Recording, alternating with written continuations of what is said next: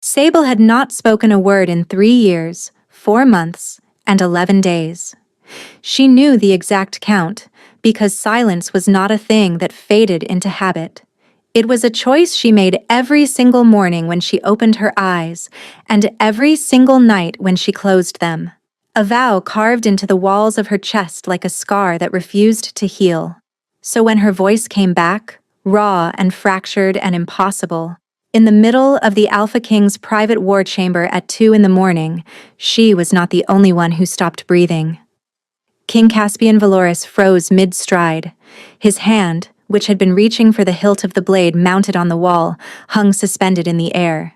His entire body locked rigid, every muscle seized as though the sound of her voice had driven a spike through his spine. The word she had spoken was his name, not his title. Not Your Majesty. Not the formal address that every soul in the Ashenmoor kingdom was expected to use when referring to the sovereign who had ended the Black Fang rebellion with nothing but 400 soldiers and a fury that had passed into legend. Just his name, low and broken and desperate, Caspian. The silence that followed was so absolute, she could hear the candle wax dripping onto the iron holder beside the door. The wind pressing against the frost-covered window. Her own heartbeat, slamming so hard it made her ribs ache. He turned slowly. His dark gold eyes found hers across the room, and what she saw in them made her knees buckle. Not anger. Not shock. Recognition. Like he had been waiting to hear that voice, and now that it had come, something inside him was shattering. But we need to go back. Back to the beginning of this, before the silence broke.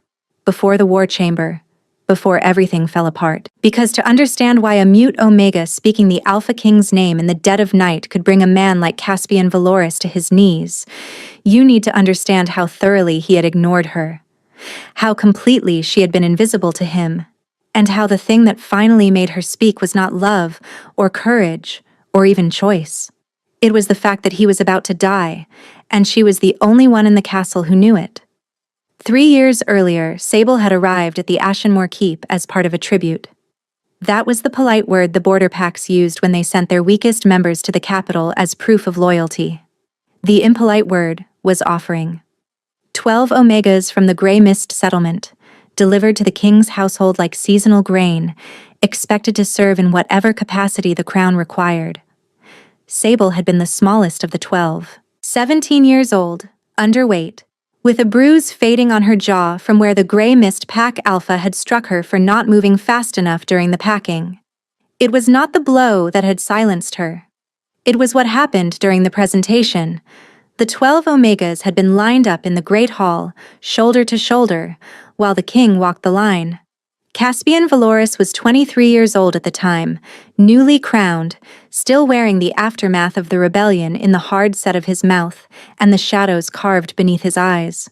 He was enormous, not just tall, though he was that, but wide through the shoulders and chest in a way that made the Great Hall feel smaller simply because he was standing in it.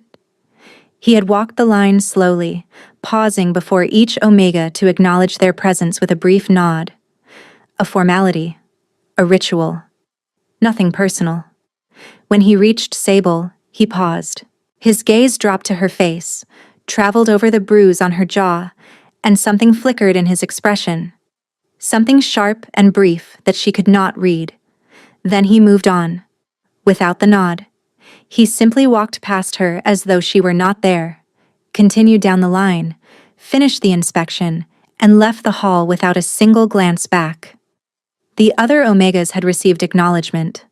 A nod, however brief, however impersonal, was recognition of existence. She had received nothing. She had been looked at, assessed, and dismissed in a single breath. The humiliation was a living thing inside her chest. It coiled around her lungs and squeezed until she could not draw air. She stood in that line long after the others had been led away, staring at the door through which the king had disappeared. And she decided, in that frozen, airless moment, that if the king of Ashenmoor did not think she was worth a single nod, then she would not give him a single word. Not one. Not ever.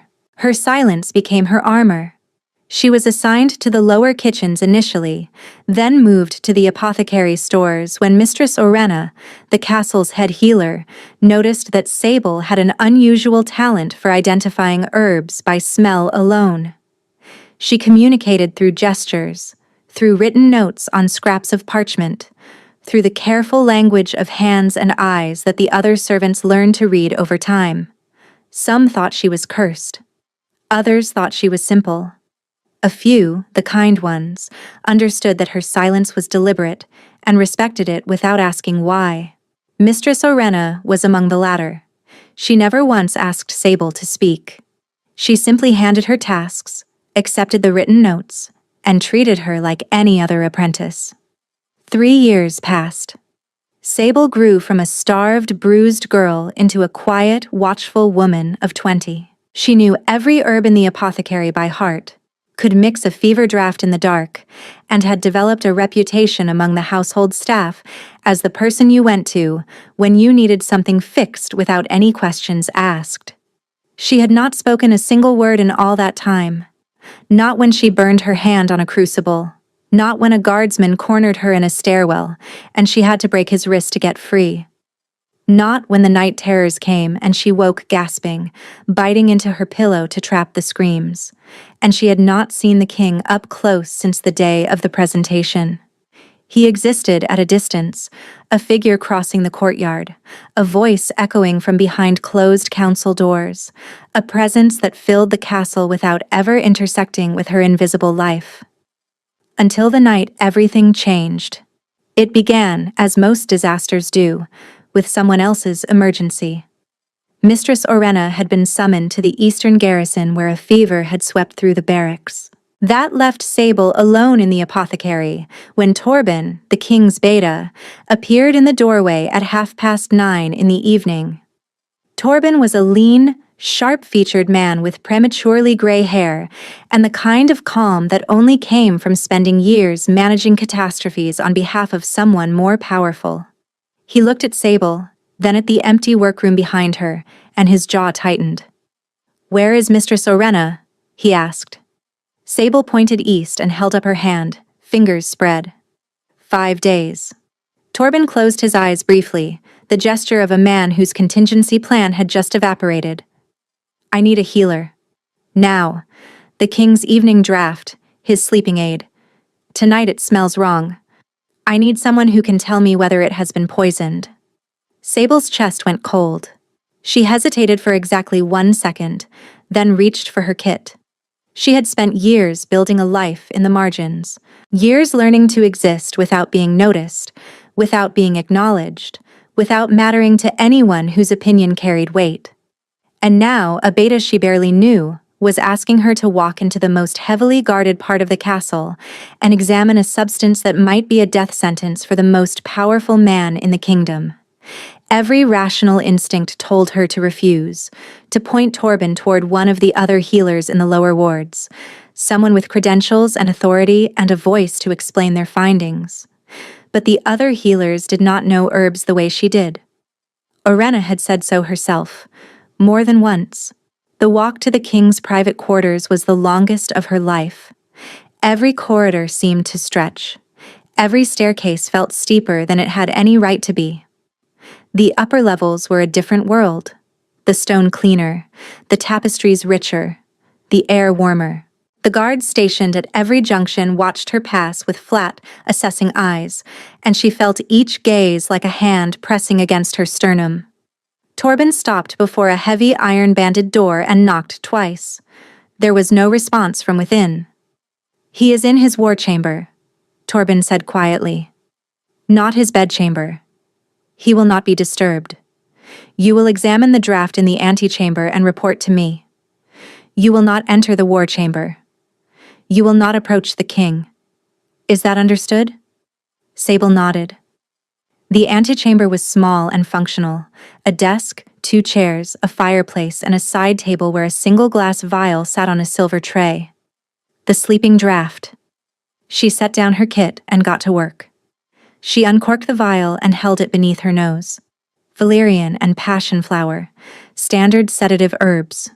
Beneath that, something bitter. She dipped a glass rod into the liquid and touched it to her tongue. Metallic. Sharp. Wrong. Her stomach dropped. She pulled a strip of litmus parchment from her kit and applied a single drop. The paper darkened to a deep violet. Night bloom extract. Odorless in small doses, tasteless when masked by strong herbs, and lethal within 72 hours. It did not kill immediately. It accumulated in the blood, attacking the organs slowly so that by the time the symptoms appeared, it was far too late. She tested 3 more times, using different reagents, praying she was wrong. She was not wrong.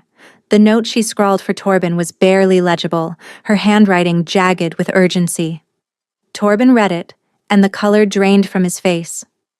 "You need to examine him," Torben said, his voice tight. "Tonight." Sable shook her head violently.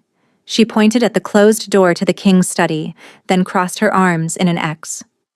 "I know what I said, but if there is night bloom in his blood, every hour matters.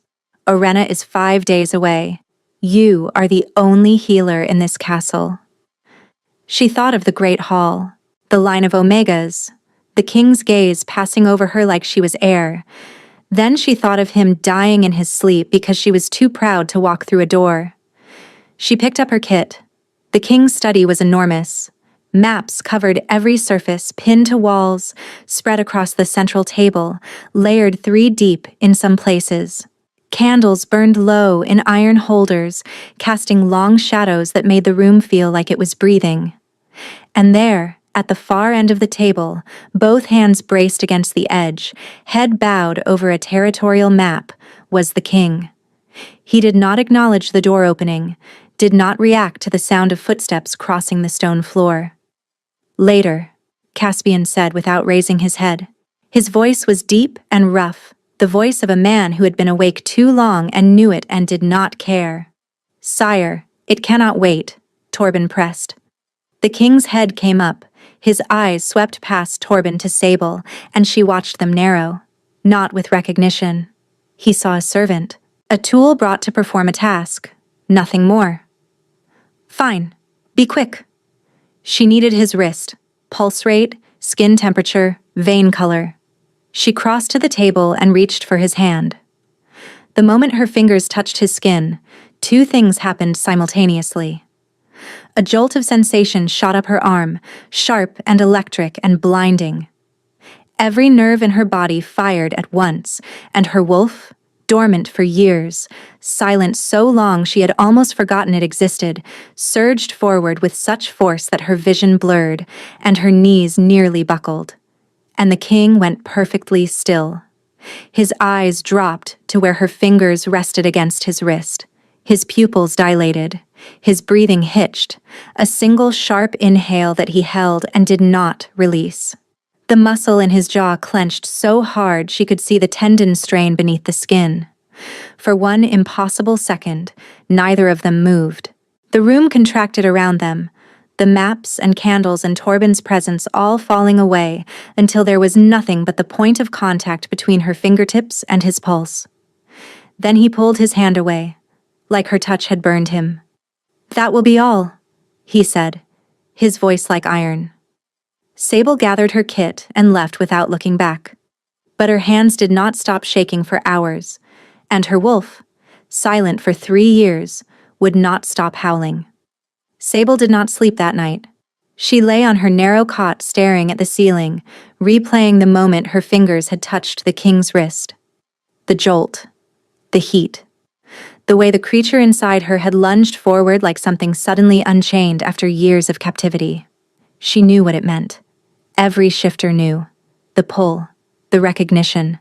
The bone-deep certainty that someone was yours and you were theirs, and the universe had decided this long before either of you had drawn your first breath.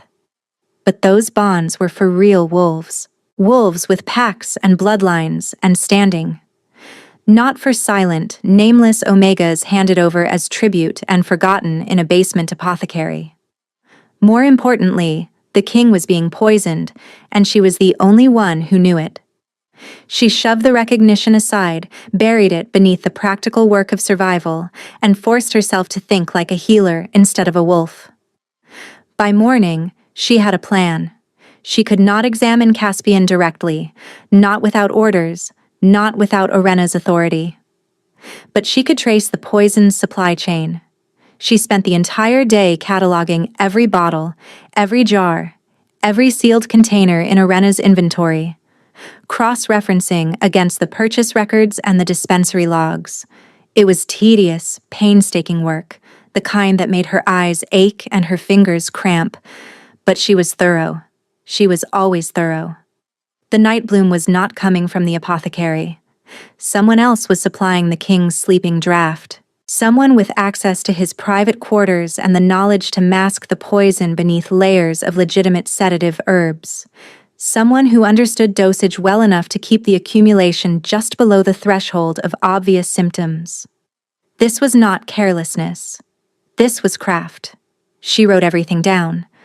The test results, the concentration estimates, the timeline of accumulation she had calculated from the single sample.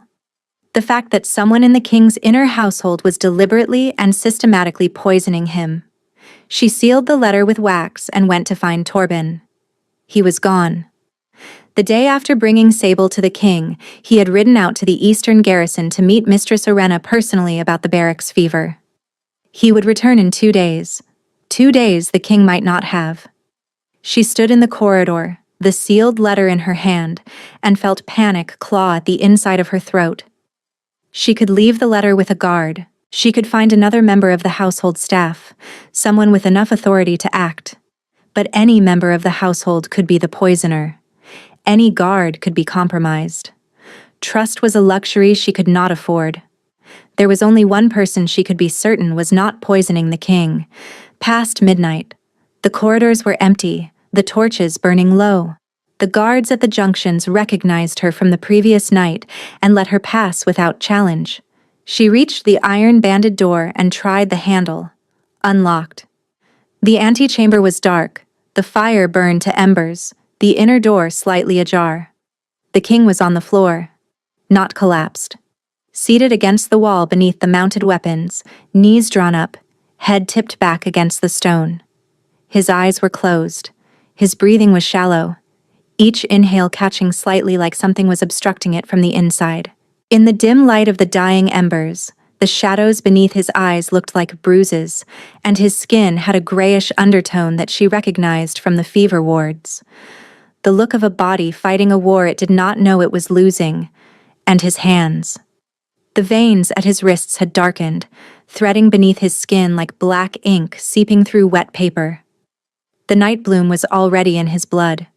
Weeks of accumulation, maybe longer, masked by the exhaustion everyone attributed to the weight of the crown. The insomnia they blamed on the rebellion's aftermath. The pallor they assumed came from too many hours in a room without windows. She dropped to her knees beside him. 2 fingers to the inside of his wrist. Thready pulse, too fast, irregular. His eyes opened, glazed, unfocused. Then recognition of intrusion arrived, and his hand shot out, grip crushing around her wrist. "Who sent you?" he rasped. She held up her other hand. Open and empty. No weapon. No threat. She met his eyes and held them, pouring every ounce of calm she possessed into the contact. His grip loosened, but he did not release her. "You are the healer from last night, the one who does not speak." She nodded. She withdrew the violet litmus strip from her apron and held it up. He did not know what it meant. She pressed the sealed letter into his free hand, watched his eyes move across her handwriting, watched the color leave his face line by line as the truth of what she had written settled over him like a shroud. Someone in his household was poisoning him. The poison was already in his blood, and without treatment, he would be dead within the month. "How long have you known?" he whispered. She held up one finger. "1 day. And you came alone, in the middle of the night, to tell me." His jaw worked. His hand, still wrapped around her wrist, trembled slightly. "What is your name?" She wrote 4 letters on a scrap of parchment and held it up. He read them. Something raw and stunned broke open behind his eyes, shuddered away almost immediately, but not before she saw it. Not before she felt the answering tremor of the pull rip through her chest like a fissure opening in dry earth. "Sable," he said, and the sound of her name in his mouth sent a shudder through her entire body. He released her wrist. The absence of his touch felt like a wound. "Can you help me?" he asked. No command, no royal authority, just a man sitting on a cold floor in the middle of the night, asking a silent woman to save his life. She opened her kit and got to work, but her hands were shaking. And it was not from fear. Nightbloom extract could not be purged with a simple antidote. It had to be drawn out of the blood slowly, methodically, through bitter tonics and poultice wraps applied directly over the darkened veins. The process was agonizing, and it required sustained physical contact between healer and patient. She spent the first hour mixing charcoal root, ground fine, silver vein moss, dissolved in warmed spirits, 3 drops of distilled wormwood, no more, because 4 would stop his heart. He drank the tonic without complaint despite a bitterness that could make a grown man gag. He merely grimaced, set the cup down, and waited for whatever came next. The darkened veins were worse than she had feared when she unwrapped his sleeves. They threaded up from his wrists in a web of black and purple, branching beneath his skin like roots of a poisoned tree. She soaked strips of linen in the poultice and began wrapping from wrist to elbow, working methodically, hyper-aware of the tension in his muscles beneath her fingertips. "You have been in my household for 3 years, and I have never seen you," he said. Sable's hand stilled on the bandage. She did not look up. The words should not have stung. She had built her entire identity around being unseen. She had chosen it, cultivated it, wrapped herself in it like a cloak. But hearing him say it aloud, hearing the quiet shame in his voice, turned the choice into an accusation, less like armor and more like a grave she had dug for herself. "There is no excuse," he said quietly. "I should have known every person under my roof." She pulled a sheet from her apron and wrote, "You were 23 and had just ended a war. I was one face in a line of 12. I did not expect to be remembered." He read it. "That does not make it acceptable." She wrote again. "No, it does not." The honesty caught him off guard. He studied her with a look that might have been respect, grudging and new and uncertain, like a man encountering a species of animal he had not known existed. A pattern formed over the nights that followed. She arrived after midnight, mixed the tonic fresh, adjusted the poultice concentrations based on the changing color of his veins, and spent an hour in careful silence treating the king while he sat on the floor because he refused to be seen in a position of weakness anywhere a servant might chance upon him. He talked. She had not expected that. On the second night, he asked how she had identified the night bloom, and she wrote her explanation across 3 sheets that he read every word of, asking questions with the precision of a man accustomed to evaluating intelligence reports. On the third night, he asked about the apothecary, about Orenna, about the herbs she worked with most and why she preferred certain preparations over others. He listened to her written answers with a focus that she found almost unbearable, because no one had ever been that interested in what she had to say. Or, more accurately, what she had to write. On the 4th, he told her about the Black Fang Rebellion. Not the clean, strategic version the court knew, the real one. The mud and the fear and the young soldiers who did not come home, while he made decisions from a command tent that smelled like wet canvas and dread. He told her about Manor, a healer from the northern settlement who had tended the wounded during the siege. She had been killed by a stray mortar round on the last day of fighting, hours before the ceasefire. He said her name the way you say the name of a wound that never fully closed.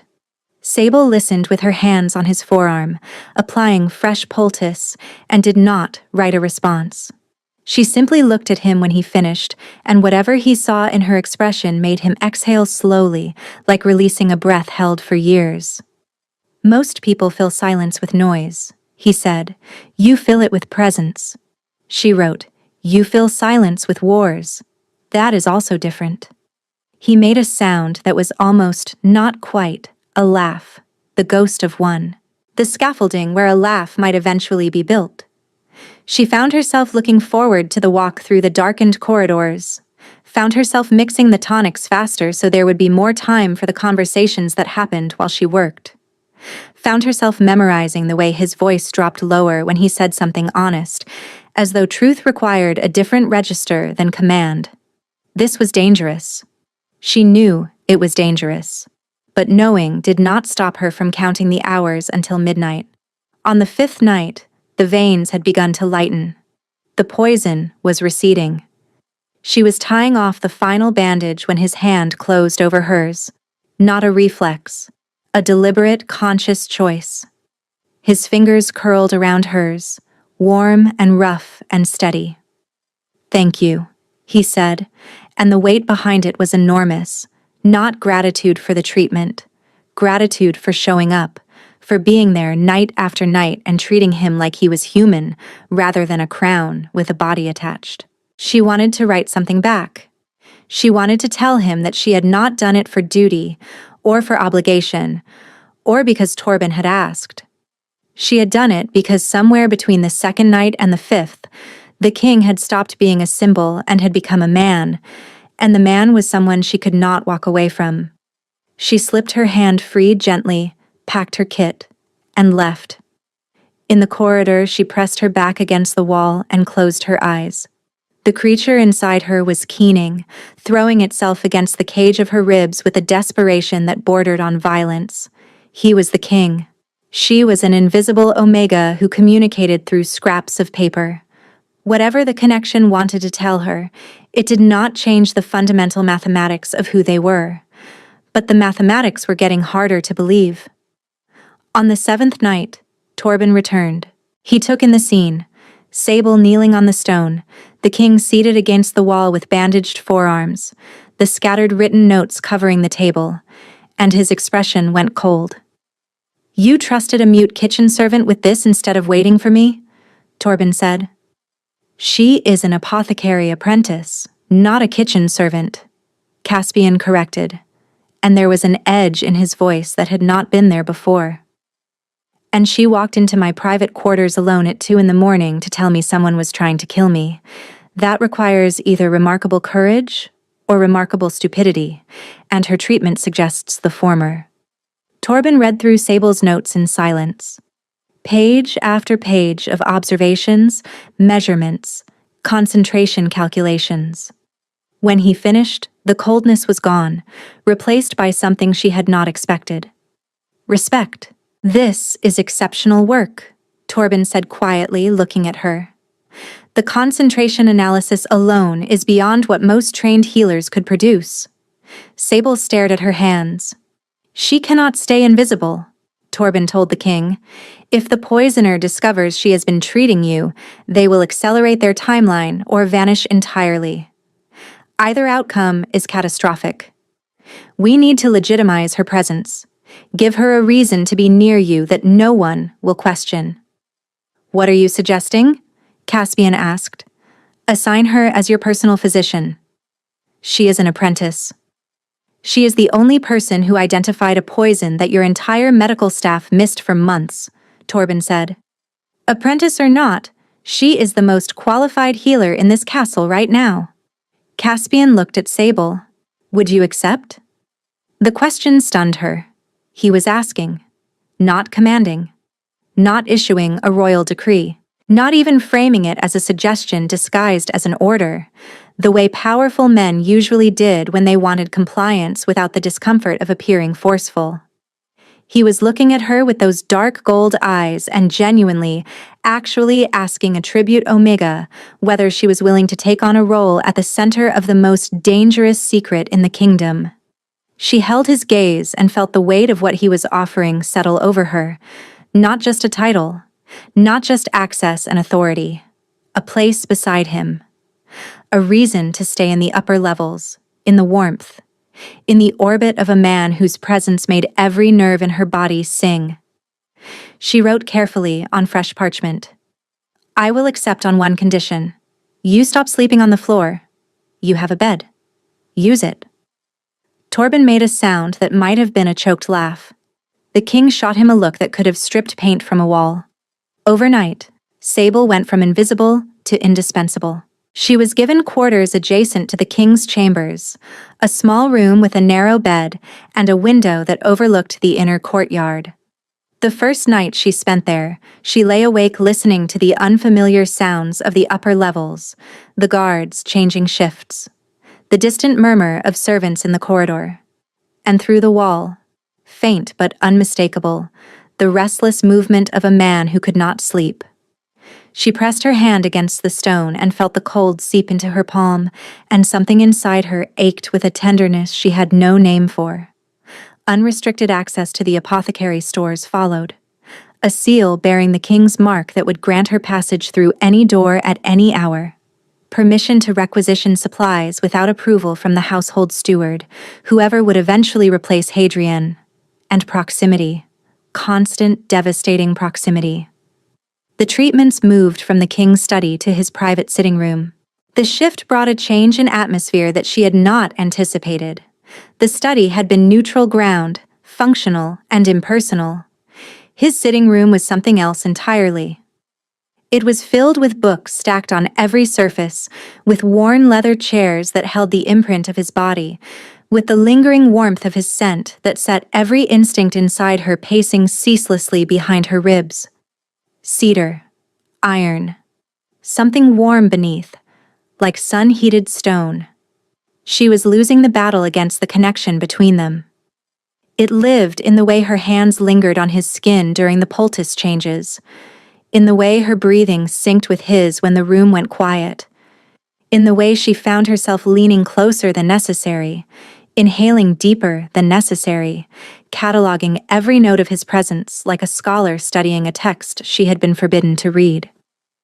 He noticed. His breathing changed when she was close. His hands clenched against the arms of his chair when her fingers traced the fading patterns of his veins. He stopped talking mid-sentence sometimes and simply looked at her, his gaze heavy and searching, until she forced herself to turn away. Neither of them acknowledged it. Neither of them had to. The air between them acknowledged it for them, charged and heavy and electric, until even the act of handing him a cup of tonic felt like an act of intimacy that left her skin humming for hours afterward. On the 10th night, the veins had cleared to a faint gray shadow. A few more treatments and they would be gone entirely. "What happens when the treatment is finished?" Caspian asked, his voice carefully flat in the way she had learned meant he was controlling something volatile. "You will have no medical reason to be here." The thought of being reassigned, moved back to the lower levels, returned to the invisible life she had built for herself away from him, produced a reaction so violent it startled her. Her vision darkened at the edges. Her hands began to shake. The creature inside her threw itself against the inside of her ribcage with a howl so desperate she nearly gasped aloud. She wrote, her handwriting unsteady. "We can discuss that when the time comes." She stood to leave. At the door, he said her name. "Sable." She stopped, did not turn. "I will find a reason for you to stay." She left before he could see the tears tracking down her face. That night, alone in her quarters, she pressed her palms against the ache in her chest and knew, with a certainty that terrified her, that when the treatment ended, she would not survive the distance. And she was not sure she wanted to. Torben found the poisoner on the 12th day. Hadrian Voss, the king's personal steward. 15 years of service since the old king's reign. A man so woven into the fabric of the household that suspecting him would have been like suspecting the walls. He had been the instrument of a faction among the border lords who wanted a weakened king, a puppet they could manipulate from the shadows while the throne's authority bled out drop by poisoned drop. Hadrian had disappeared during the night, and before leaving, he had accessed the king's private study. troop positions, garrison rotations, border defense schedules. Everything a hostile force would need to launch an assault on the northern settlements. Worse, Torben believed Hadrian had introduced a secondary compound before fleeing. Something faster. Something designed to finish what the Night Bloom had started, now that the slow approach had been discovered. They found Caspian standing at the window of his sitting room, a confession letter in his hand. Hadrian had left it on his desk, a final act of cruelty disguised as honesty. The king's skin had taken on a grayish pallor that had not been there the previous night. His breathing was shallow. His hands, when he turned to face them, were trembling. Sable took his wrist without asking. Racing pulse, erratic, stumbling over itself like a heart that had forgotten the rhythm. She checked his eyes. Left pupil blown wide, right constricted to a pinpoint. Wolfsbane. The concentrated extract that attacked the bond between a shifter and their wolf, severing the connection strand by strand. In high enough doses, it killed the wolf entirely, and when the wolf died, the man followed. Her hands moved fast. She measured, mixed, heated, strained, driven by instinct and training, and the howling desperation of a wolf that could feel its counterpart dying in the man standing before her. Because she could sense it through the connection, his wolf weakening. Like watching a fire being smothered, the light dimming, the heat fading, the presence guttering toward nothing. She pressed the antidote into his hands. He looked at her face, at whatever he saw written there, and drank without question. Torben converted the sitting room into a treatment space within the hour. A cot was brought in. The fire was stoked. Guards posted at every entrance. And then the door closed. And it was just the two of them. The first 12 hours were brutal.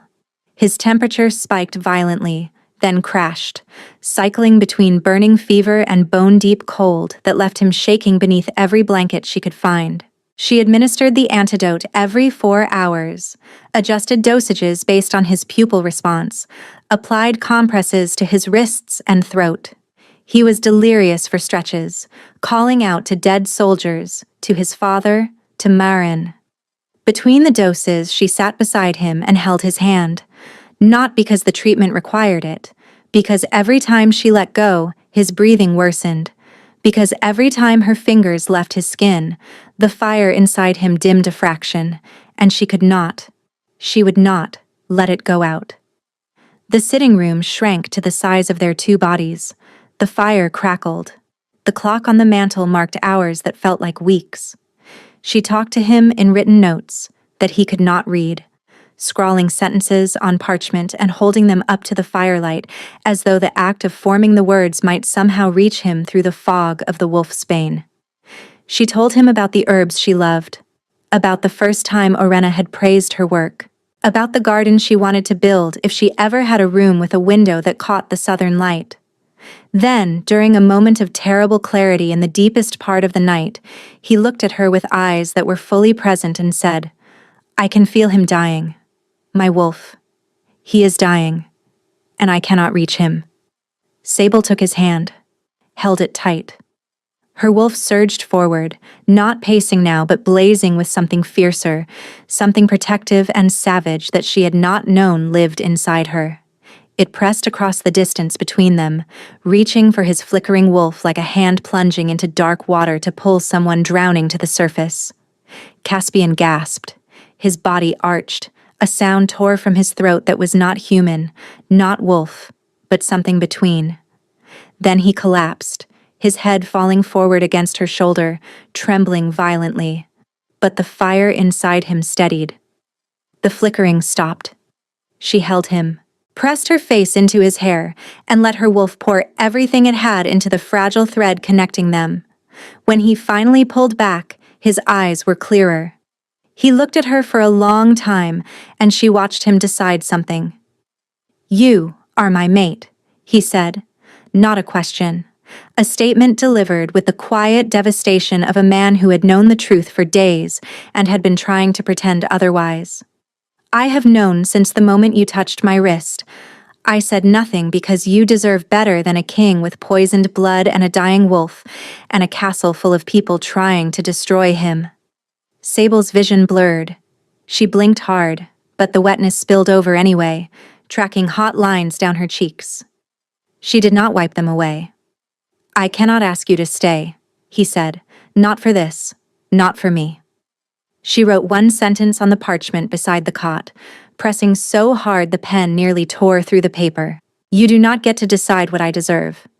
The sound he made was not a laugh and not a sob. It was something in between, wrenched from a place so deep it seemed to surprise even him. She took his hand, laced her fingers through his, and did not let go. Outside, the first gray light of dawn was pressing against the windows. Inside, the fire that was his wolf burned a fraction brighter. And Sable held on, because letting go was no longer something she knew how to do. The crisis broke on the second day. His fever cleared by mid-morning, leaving him drenched in sweat and weak enough that he could not lift his own head from the pillow. Sable changed the damp linens, administered the antidote with hands that had stopped trembling only because she had forced them to, and monitored his pulse every 30 minutes until her own body began to rebel against the exhaustion. She had not slept in 36 hours. He noticed. Sleep, he said, his voice rough but clearer than it had been since the wolfsbane hit. She wrote on the parchment beside his chair, I need to monitor your pulse. Then sleep between the checks. The cot is right there. She stared at him. He stared back. There was a stubbornness in his expression that she recognized because she owned an identical version of it. You cannot save me if you collapse, he said. Rest. She wanted to argue. She wanted to write something sharp about kings who gave medical orders without medical training. But her body was betraying her. The exhaustion had seeped into her bones, turning her limbs heavy and her vision soft at the edges. She moved to the cot and lay down. I am still here, Caspian said quietly, as though he could sense her reluctance through the thread connecting them. I am not going anywhere. She slept. When she woke, the room was dark. The fire had burned low. The chair was empty. Panic hit her like ice water. She was on her feet before she was fully conscious, scanning the room, her heart slamming against her ribs. He was standing at the window, not slumped, not bracing himself. Standing upright, shoulders squared, hands clasped behind his back. The posture of a king surveying his domain. Moonlight carved his profile in silver, and when he turned to look at her, his eyes were steady and burning with an intensity that made her breath catch. She crossed the room and took his wrist. Warm skin, not hot, strong pulse, regular and steady. Equal pupils, the darkening gone entirely. She checked the temperature at his throat, pressing the back of her hand against the skin just below his jaw, and he went very still beneath her touch. Your wolf? She mouthed. Weak, but present. Because of you. Her eyes filled and the wetness came before she could stop it. His thumb caught it on her cheek, the tenderness of the gesture cracking open something she had been holding shut for years. I need to tell you something, he whispered. And I need you to hear it, even if you cannot respond. She looked up at him through wet lashes. I did see you, he said. In the line. I saw the bruise on your jaw, and I wanted to kill whoever had put it there. The feeling was so immediate and so violent that it frightened me. I was 23, barely holding this kingdom together, and a girl I had never met looked at me and something inside my chest broke open. Sable's lips parted. I walked past you because I was terrified. Not of you, of what you made me feel. I had just spent a year watching people die because I gave orders, and I would not let myself want someone. He paused. So I buried it. And then you disappeared into the household, and I told myself I had made the right choice. His voice broke on the last word. And then you knelt beside me at 2 a.m. and pressed your fingers to my wrist, and every lie I had told myself fell apart in a single heartbeat. She took his hand from her face, held it between both of hers, pressed her lips to his knuckles. His breath shuddered out of him. He kissed her. Not gently, not carefully. Years of silence and distance and denial collapsing into a single point of contact. His hands found her waist and pulled her against him, and she went willingly, her fingers curling into the fabric of his shirt, her body fitting against his with a rightness that defied argument. His wolf surged through the connection between them, not flickering now but blazing, feeding on the contact, on her proximity, on the current that flowed between them. Her own wolf rose to meet it, and the two presences twined together. "Stay," he said against her forehead, "not as my physician. Stay because this is where you belong, and I have wasted too long pretending otherwise." She pulled him down and kissed him again. What followed was slow and overwhelming. Every touch a question, every pause an invitation to pull away, every whispered word a promise. She could not tell him with words what he meant to her, so she told him with the press of her forehead against his collarbone. With the way she traced the fading lines where the night bloom had darkened his veins, her fingers memorizing the map of his survival. With the way she held his face between her palms and looked at him until he stopped trying to hide. When the mating bite came, it was mutual. His mark at her throat at the same moment she pressed hers against his shoulder, and the bond snapped into place with a force that stole every thought from her mind. She felt him, not beside her, woven into the fabric of her being. His grief, his guilt, his ferocious love, his fear that he was not enough, all of it flooding through, and she poured herself back, her silence and her strength, and her stubborn refusal to let him face anything alone. Caspian slept, deep, genuine, unguarded sleep, the kind that had eluded him for years. Sable watched him in the moonlight and felt, for the first time in her life, like she was exactly where she was supposed to be. She closed her eyes and woke to screaming. The screaming was inside her head, a sensation so violent it tore through the connection between them like a blade through silk. Caspian was beside her, thrashing, rigid, his hands clawing at the sheets. A low, guttural sound poured from his throat, animal and agonized.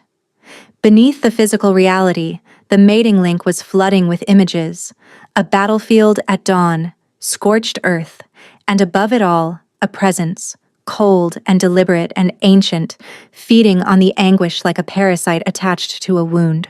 The wolfsbane had not just attacked his wolf. It had cracked open something deeper, something sealed behind his wolf's defenses for years. Now those defenses were weakened, and it was pouring through. She grabbed his shoulders. His eyes flew open, but they were flat, distant, filled with a darkness that had no bottom. "Caspian." She mouthed his name, gripping his face. "Come back. Come back to me." He stared through her. She closed her eyes and did something she had never done before. She followed the bond inward. The darkness swallowed her. She was standing on a battlefield. Churned earth, fallen soldiers, a sky the color of a bruise. Caspian stood at the center, younger, wearing armor stained dark. Around him, in a vast and terrible circle, stood the dead. Hundreds of them. Soldiers in torn uniforms, civilians, wolves frozen mid-shift, caught between forms. Silent, watching, reflecting nothing. Before him stood a woman.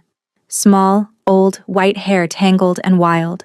Her mouth moved constantly, shaping a poisonous murmur that thrummed through the ground. The witch, the source. Not a single curse thrown in battle, but a living thing rooted in his guilt, fed by his grief, growing stronger every day he refused to forgive himself. The wolfsbane had simply blown the door wide enough for Sable to finally see what had been eating him alive for years. "You carry the dead," the witch's voice rasped from everywhere at once. "A king who kills must carry his dead. Put them down, and you become the monster they believe you are." He was not fighting, not resisting. He was standing in the middle of his own destruction and accepting it like a sentence he believed he had earned. Sable walked forward. The dead turned to watch but did not block her path.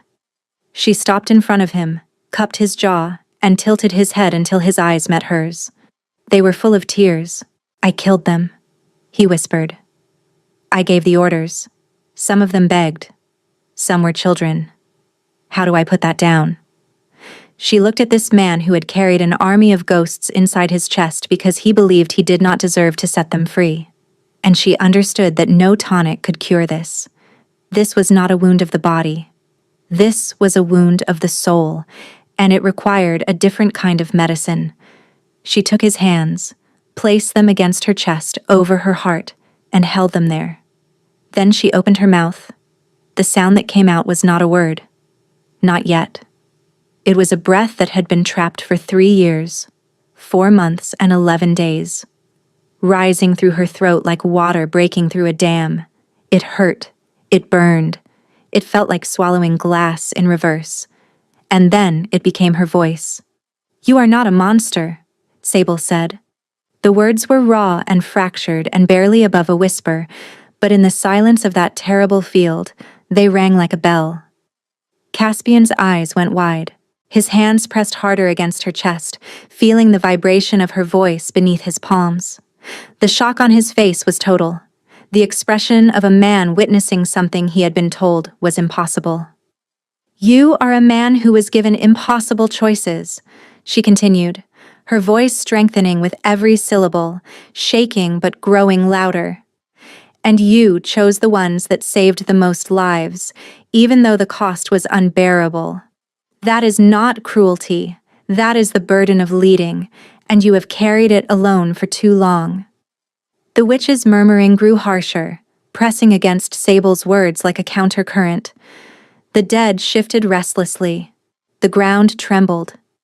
"I was silent because I believed my voice did not matter, because a king walked past me without a nod, and I decided that meant I was nothing. I let one moment of pain define my entire existence." She squeezed his hands. "You are doing the same thing. But you are not only the man who gave those orders. You are the man who wept for the dead, who memorized their names, who refused to sleep because forgetting them felt like a betrayal." She forced the words through the tightness in her throat, through the years of silence, through the fear. "You honored them by remembering. Now honor them by living. Let them rest. Let yourself rest." The witch screamed, tearing metal that ripped through the air and drove Sable to her knees. The dead surged forward, the circle tightening. Caspian caught her, his arms wrapped around her, shielding her with his body. And she felt the exact instant when something shifted inside him through the bond. He let go. Not of her. Of them. Of the weight. The guilt. The punishment he had been inflicting on himself night after night. The dead went still. One by one, they turned away. Soldiers first, then civilians, then wolves. They dissolved into the bruised sky like smoke from extinguished flames, their weight lifting from the air. The witch was last. Her mouth closed. The murmuring stopped. She was gone. The field dissolved. The sky cleared. The ground warmed and became solid light, warm beneath her knees like sun-baked stone. She woke in his bed, in his arms, morning sun streaming through the windows. Real sun, warm and golden. Caspian was awake, looking at her with an expression so tender it stole her breath. "You spoke," he said, his voice rough with wonder. The words came easier now, still raw, still unfamiliar, but present. Real. Hers. "I did," Sable said. He kissed her forehead, her eyelids, her cheeks, the corner of her mouth. Each kiss a punctuation mark in a sentence he was writing against her skin. "Say my name," he whispered. She smiled, the first real, full, unguarded smile she had worn in years. "Caspian," she said. He closed his eyes. A tear slipped down his face. And she held him, the way she had held him through the poison and the wolfsbane and the ghosts, and the sun poured through the windows, and for the first time in either of their lives, neither of them was carrying anything alone. Healing was not a single moment. It was 1,000 small ones, each requiring its own measure of courage. Caspian still woke sometimes in the dark, reaching for her, his breathing sharp with the remnants of dreams that had not fully released their hold. On those nights, Sable pressed herself against his chest and spoke to him. Small things, nothing profound, just the sound of a voice he had waited years to hear, filling the space where the silence used to live. Her voice came back in stages, some days strong, other days barely a whisper, and she fell back on written notes and the language of hands. Caspian learned that language too. He learned her signs, her shorthand, the particular tilt of her head that meant she was amused, and the one that meant she was about to write something that would make him laugh. He laughed more now. Not often, not loudly, but enough that the court noticed. The court noticed everything. A mute omega, a tribute from a border pack, bonded to the Alpha King. The whispers were relentless, sharp and cruel. But Caspian stood beside her at every formal function, his hand at the small of her back. When a visiting lord made a comment about the king's choice of mate within earshot, Caspian turned to him and said very quietly, "She saved my life. What have you done lately?" The lord did not make another comment. Hadrian Voss was captured at the northern border 3 weeks after his flight. The trial was swift. The conspiring border lords were stripped of their holdings. Torben oversaw the restructuring of the household with the thoroughness of a man who would never allow such a breach again. Mistress Orenna returned from the eastern garrison and found her apprentice installed in the queen's chambers. She said nothing for a very long time. Then she handed Sable a new set of healer's tools, finer than anything in the apothecary, engraved with the valorous crest. "You have earned these," Orenna said simply. Months later, on a morning like any other, Sable woke to find Caspian already awake beside her, watching her with an expression she had come to know well. "You are staring," she said, her voice soft with sleep. "I am admiring," he corrected. She smiled and closed her eyes. His arm settled around her waist, drawing her closer. Outside, the sun rose over Ashenmore Keep. Inside, the Alpha King slept peacefully beside his mate, her voice a quiet hum in the back of his mind, steady as a heartbeat, constant as breath. He had ignored her for 3 years. He would spend the rest of his life making sure she was never overlooked again. Thank you so much for listening. I will see you very soon for the next one.